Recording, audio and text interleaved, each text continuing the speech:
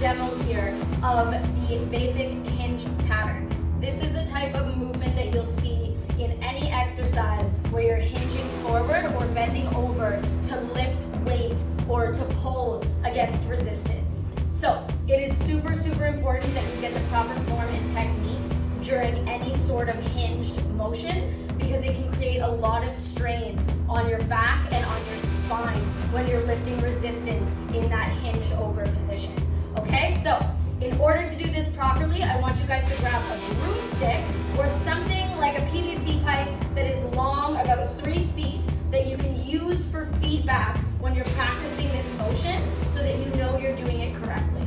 Okay, so you're gonna take your broomstick. We're gonna start standing feet hip width apart, maintaining contact through our feet. Make sure there's pressure in your heels. You wanna make sure you're standing nice and tall, core is engaged. You're gonna take your broomstick. One hand goes on the back of your head, making sure that there's contact with that broomstick on the back of your head. Your other hand is gonna take that broomstick right to your tailbone. You should then have contact with both your tailbone and your head on that broomstick. Third point of contact here is also right between those shoulder blades. You should feel that broomstick on your shoulder blades. From this position, you're gonna send your hips back, so sending this glute back towards the wall as you bring your shoulders and your chest forward towards the ground.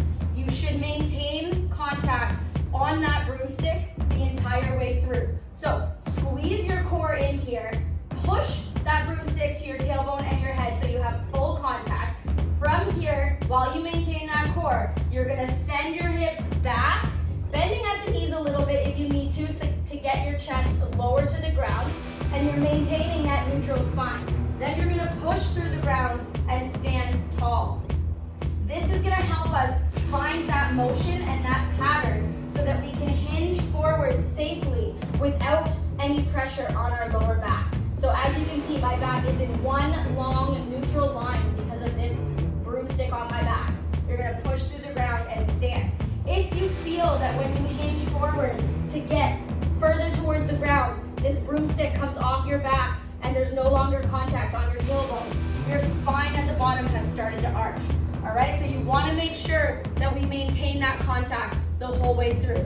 That is gonna help us in our exercises like our deadlifts and our bent over rows to maintain that long spine. Pull those ribs down and squeeze here. Maintain that contact. Move through that pattern a few times. Hinge forward and stand.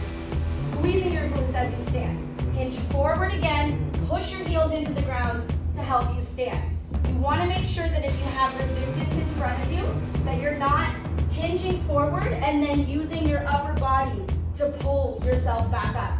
Drive those feet into the ground, strong, squeezing those glutes to stand from that motion. All right? So practice that motion a few times with the broomstick before you start getting into any exercises. All right? That's your basic hinge pattern. It's a little bit more complicated than some of the others. So I encourage you guys to practice it a bunch of times with that broomstick so you know that you're maintaining a long and neutral spine to take any pressure off of your lower back while you're doing any exercises with weights, resistance, bands, whatever it is. All right?